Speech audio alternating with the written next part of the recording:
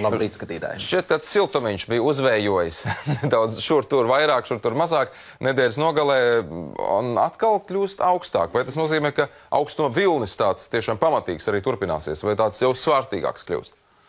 Jā, nu varētu teikt, tas bija brīvdienās īpaši Kurzemes pusē, kur temperatūra pakāpās piekrastē līdz +2 gradiem. Tāds no pavasara puses tāds mazliet bakstījiens ziemai, ka viņas laiks palēnām iet uz beigām, bet joprojām nedēļas gaitā gaisa temperatūra ik pa laikam slīdēs ļoti zemu, un šī brīža prognozes rāda, ka ceturtdienas un piekdienas rīts būs tas augstākais, bet vakardienas spēcīgā snikšana, kas bija Kurzemes pusē, ir padarījusi saldus skrundas apkārtni par sniegotāko Latvijā. Te arī varam apskatīt dažas fotogrāfijas. Sniega kārta saldu vakar sasniedza 36 centimetrus, un, protams, tās atkal bija galvas sāpes gan sētniekiem, gan privātmāju īpašniekiem, gan arī autoceļu uzturētājiem. Labā ziņa ir tā, ka šīs nedēļas gaitā, vismaz darba nedēļā, lielu nokrišņu Latvijā vairs nebūs. Bet pēc tam, tuvojoties brīvdienām, parādīsies atkal gan slapjš sniegs, arī slapdraņķis un lietus. Bet par citām Eiropas valstīm runājot, pagājušajā nedēļā lielās ziemas stihijas skāra vairāk Vāciju, Benelux valstis, Francijas ziemeļus un Lielbritāniju. Un šeit mēs varam apskatīties video no Nīderlandes, ne gan ar stihiju, bet ar tādu tradicionālu ainu, kad Holandes kanāli atkal bija slidojami, kas notiek reizi dažos gados, pēdējo reizi 2018. gadā. Taču šonedēļ augstās gaisa masas vairs nevirzīsies uz Rietumu Eiropu, bet gan uz Dienvidu Eiropu, tātad no Skandināvijas pāri Baltijai, Ukrainai, Melnajai jūrai, sasniedzot arī Bulgāriju un Grieķiju, un šī plūsma jau ir sākusies, un vakar jau pat vērojot webkameras, kas ir pieejams internetā, bija redzami skati. Šis ir Solonikos, tātad Grieķijā, kur vidusjūras pludmales un palmas pārklājas sniegs. Tuvākajās dienās Eiropas dienvidu austrumu daļa piedzīvos to, kas Eiropas rietumiem bija jāpārdzīvo pagājušajā nedēļā, bet rietumos atgriezīsies siltums, un Francijā, Lielbritānijā, Benelux valstīs šī nedēļa būs pat ļoti pavasarīga, jo šodien, piemēram, Londonā būs pat +10, Parīzē 13 grādi. Bet runājot par Latviju turpmāk, tātad vēl šodien un rīt bez lielām izmaiņām gaisa temperatūra piekrastē būs ap 0, rīt atkal var sasniegt pat +2 grādus. Pārējā valstī neliels mērens sals, bet krietnāk temperatūra pazemināsies, kā jau teicu, naktī uz ceturtdienu un piekdienu, kad Latvijas austrumu daļā temperatūra vietām var noslīdēt atkal līdz -25, -28 grādiem. Pārējā valstī lielākoties tā būs starp -15 un -20 grādiem. Vienīgi jūras piekrastē Kurzemē būs mazliet siltāks.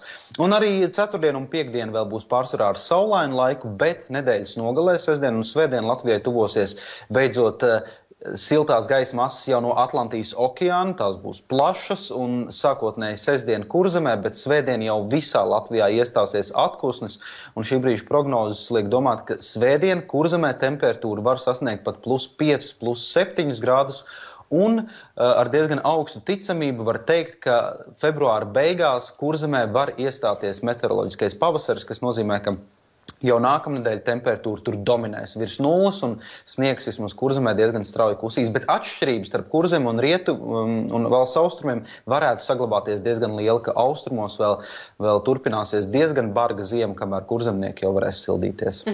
Ņemot to vērā, kā šobrīd ir ar ledus apstākļiem Latvijā, vai ir kādas vietas, piemēram, kaut kur valsts austrumos, kur tu pat varētu teikt, ka uz ledus kāpt ir droši? Varbūt pat braukt uz ledus ir droši, ņemot vērā Latgales austrumu. Jā, ar ledu, kā vienmēr, absolūti 100% drošību neviens nevar dot, un tepat Pierīgā katru nedēļu šoziem ir bijuši gadījumi, kad automašīnas ielūst ledu, kad dažādi prātvēderi brauc pa ledu ar automašīnām.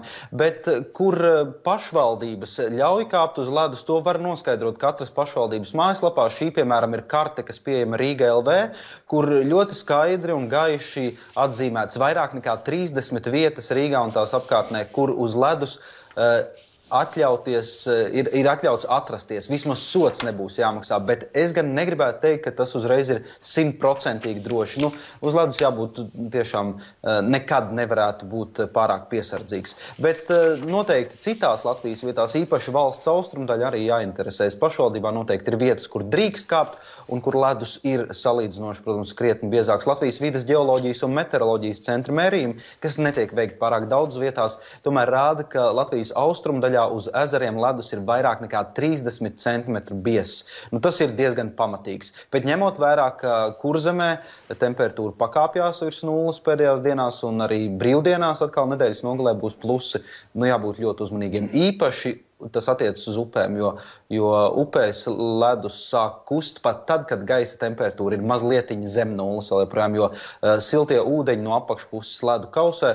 Un, protams, vēl jāatgādina, ka Rīgas līča piekrastē ir parādījies ledus, neliela ledus krāvumi. Tur arī jābūt ļoti, ļoti uzmanīgiem, jo piekrastes ledus ir vēl krietni bīstamāks, jo atceramies, ka ir bijuši gadījumi nesenā vēsturē, kad zemledus makšķernieki, kas ir, kā zināms, viena no pārgalvīgākajām sabiedrības grupām, kas kāpj uz ledus, ir situācijas, kad milzīgs ledus gabals atdalās no piekrastes un iepūš pat 10 zemledus makšķernieku dziļāk Rīgas līcī, un tur jau nāks pieslēgt arī glābējus. Jācer, ka šo pavasaru, šo ziemu tāda situācija neatkārtosies.